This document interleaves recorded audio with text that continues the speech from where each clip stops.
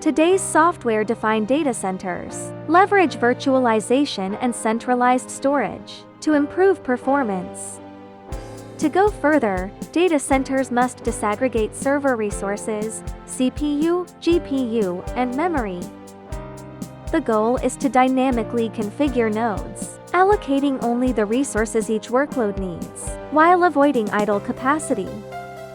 However, traditional network switches introduce latency through routing protocols and electrical backplanes. This limits the flexibility of large-scale infrastructure. Optical circuit switches change the architecture. They operate entirely in the optical layer, using MEMS mirrors that switch at the speed of light. No electrical backplane. And no packet array encapsulation. With optical circuit switching, compute, storage, and accelerators can be treated as resource pools. Each node in a cluster behaves like an independent server, using native communication protocols.